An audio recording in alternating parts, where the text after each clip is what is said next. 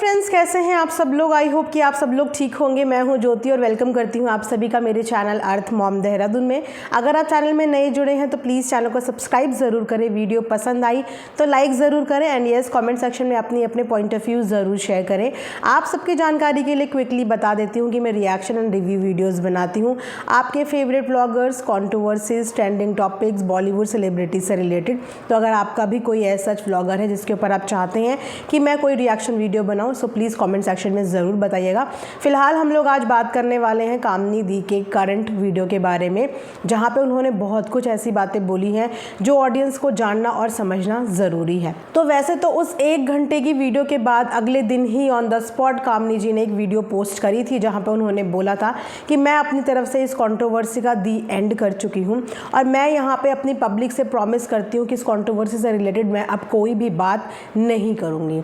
और उस दिन के बाद वाकई में उन्होंने अपनी वीडियोस में बहुत पॉजिटिव चीज़ें दिखानी शुरू कर दी। होली का सेलिब्रेशन दिखाना शुरू कर दिया और उनके चेहरे से देख के कोई बता नहीं सकता था कि वो इतनी बड़ी प्रॉब्लम से गुजर के अभी आए हैं। उन्होंने बहुत पॉजिटिव तरीके से अपना व्लॉग हैंडल किया, लेकिन वहीं पे नेगेटिव कमेंट्स की भरमार उनके कमेंट सेक्शन में लगी हुई है। आए दिन रोज़ इनफैक्ट उनको कोई ना कोई ऐसे नेगेटिव कमेंट्स आ रहे हैं जिनका वो कभी कभी रिप्लाई देती भी है और कभी कभी शायद इग्नोर भी कर देती हैं। इसी दौरान होली में अजीत भैया का कामिनी दी के घर जाना, दोनों का खुशी खुशी होली सेलिब्रेट करना, बहुत सारे लोगों को वो खटका। वो कहते हैं ना कि जहाँ पे आपको प्यार करने वाले होते हैं वहाँ पे आपको जज करने वाले भी होते हैं। तो उनके हंसी खुशी वाले व्लॉग में बहुत से लोगों को आपत्ति हुई, बहुत से लोगों को प्रॉब्लम हुई। किसी को उनके हंसने से प्रॉब्लम हुई, किसी को उनके सेलिब्रेट करने से प्रॉब्लम हुई, किसी ने सारी गलती की जिम्मेदारी उनकी बना दी। इन सब चीज़ों के बीच में कामनी दी ने आखिर आके बहुत सारी चीज़ें क्लियर करी। उन्होंने बोला कि मैं अपनी तरफ से कंट्रोवर्सी एंड कर चुकी हूँ, लेकिन मुझे ऐसा लग रहा है 10% मुझे ऐसी इंट्यूशन आ रही है कि हो सकता है मुझे वापस से बैक भी करना पड़े। अब क्यों बैक करना पड़ेगा, किसकी बातें उन्हें चुभ रही हैं, क्यों उन्होंने ये चीज़ बोली, जबकि उन्होंने ही अपनी वीडियो में बोला था कि मैं इस कंट्रोवर्सी को यहाँ पे ख़त्म करना चाहती हूँ। तो उनका इशारा कुछ ऐसे नेगेटिव कमेंट्स के लिए है जो उनके कमेंट सेक्शन में आए दिन उनके लिए आ रहे हैं। और अगर नेगेटिव कमेंट्स का रिप्लाई नहीं किया जाता तो इंसान के अंदर और देखने वालों के अंदर गलतफहमियां बढ़ती चली जाती हैं और वो डेवलप होती चली जाती हैं। तो यहाँ पे कंट्रोवर्सी क्रिएट करना उनका मुद्दा अगेन अपनी फैमिली के अगेंस्ट नहीं है और वो यहाँ भी क्लियर कर रही है कि मैं बोलना नहीं चाहती, मैं कुछ भी बोलना नहीं चाहती। उन्होंने पहले भी बोला था कि मैं कुछ भी बोलना नहीं चाहती थी, मैं ये वीडियो लेके आना नहीं चाहती थी, लेकिन मैं इतनी मजबूर हो गई कि मेरे को वीडियो लानी पड़े।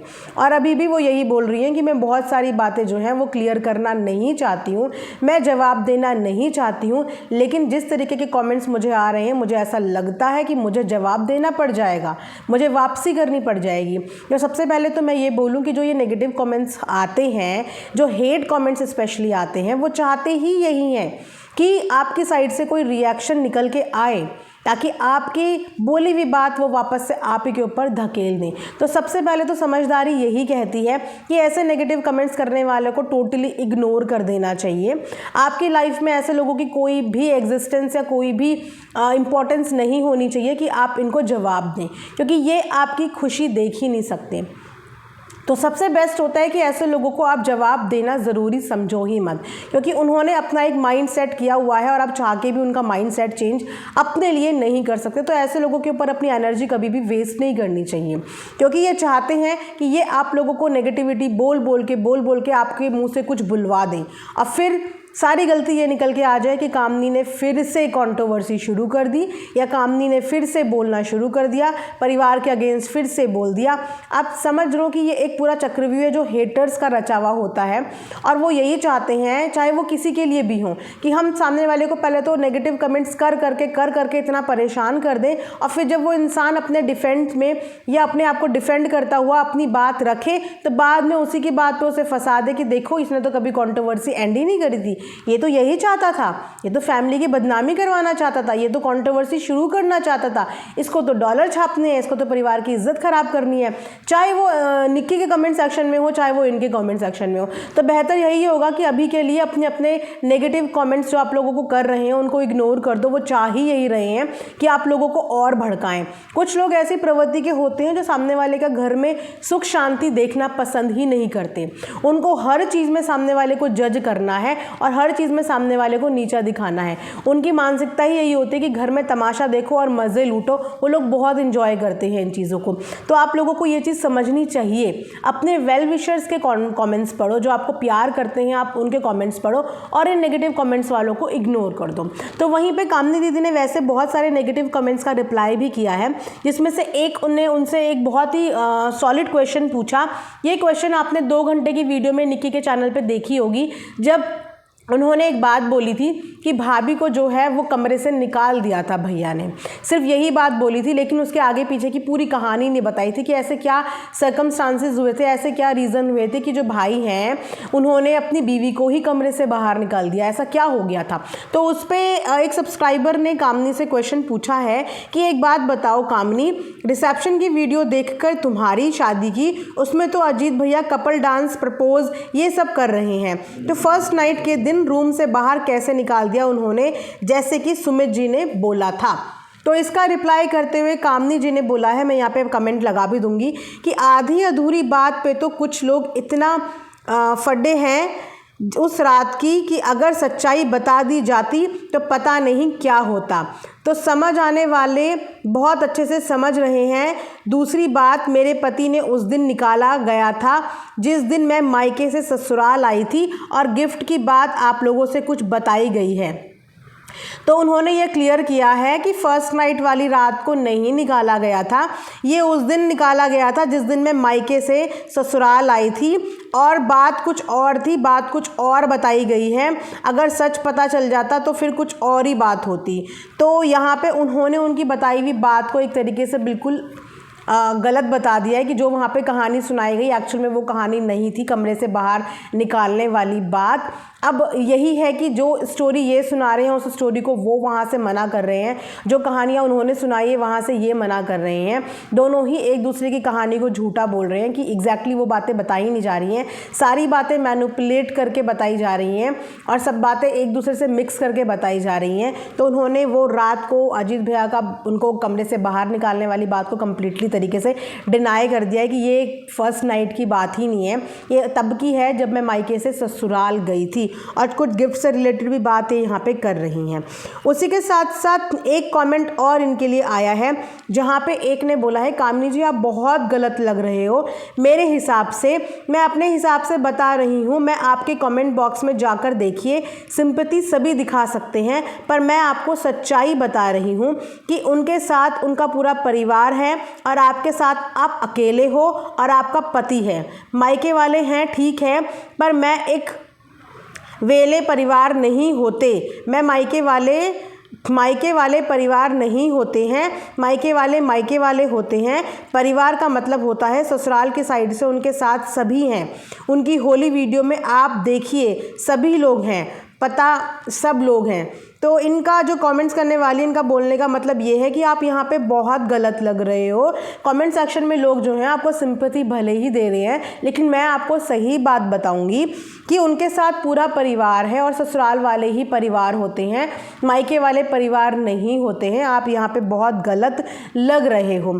खैर, इसका रिप्लाई करते हुए कामनी ने बोला है कि थोड़ा सा टाइम दो डियर, सब आपका क्लियर हो जाएगा। उन्होंने बोला है कि बस मुझे थोड़ा सा वक्त दो, सब चीज़ें क्लियर हो जाएंगी। वैसे ये मायके ससुराल जैसा कुछ भी नहीं होता, मायके भी अपना ही घर होता है। मुझे नहीं पता कि हमेशा से ऐसा क्यों बोला जाता है कि शादी के बाद सिर्फ ससुराल ही अपना घर होता है। क्यों? जिस लड़की ने मायके में अपने 20-25 साल अपना बचपन गुजारा है जिन माता पिता के साथ, ससुराल में जाने के बाद वो मायका पराया क्यों हो जाता है? और अगर आप ऐसी ही मानसिकता को प्रमोट करोगे तो फिर ये बहुत गलत बात है। ये बहुत पहले के लोग ये बातें करते थे, लेकिन ज़माना बदल रहा है, चीज़ें बदल रही हैं। बेटा बेटी में आज की डेट में कोई फ़र्क नहीं है। अगर एक बेटा अपने माता पिता की पूरी जिम्मेदारियां निभा सकता है तो बेटी भी, चाहे उसकी शादी हो जाए चाहे उसकी शादी ना हो, वो भी अपने माता पिता के साथ अपनी हंसी खुशी, अपने अच्छे बुरे दिन बिता सकती है। प्लीज़ माता पिता को इस तरीके से डिफरेंस क्रिएट मत करो।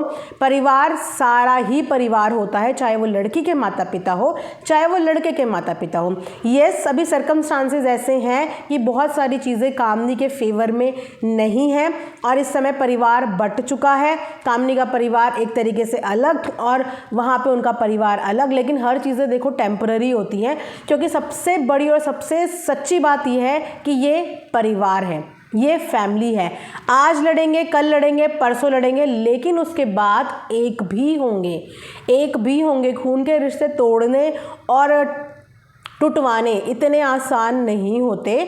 सच और झूठ सबको समझ में आता है, एक टाइम पे आके अच्छा बुरा सब समझते हैं, तो इनके भी डेफिनेटली आगे चल के चीज़ें क्लियर होंगी। जैसे कि कामनी जी ने भी इस कमेंट का रिप्लाई किया है कि सब चीज़ें क्लियर हो जाएंगी डियर, बस थोड़े से सही टाइम का इंतज़ार करो। यानी कि वो भी अपनी तरफ से कोशिश करेंगी वापस से बॉन्ड क्रिएट करने का। फ़िलहाल भी उन्होंने अपनी वीडियो में यही बोला है कि मैं थोड़ा सा वक्त ले रही हूँ, थोड़ा सा समय ले रही हूँ, ताकि मैं भी चीज़ों से थोड़ा सा भूलने की कोशिश करूँ। देखो, एकदम ताज़ी चीज़ें होती हैं ना, तो आप एक्सपेक्ट नहीं कर सकते कि जादू की छड़ी चले और सब चीज़ें वापस से अपनी अपनी जगह जैसी थी वैसी की वैसी खड़ी हो जाए। जी नहीं, ये कोई छोटी मोटी बात नहीं है, ये एक बहुत बड़ा मैटर इनका क्रिएट हो गया है।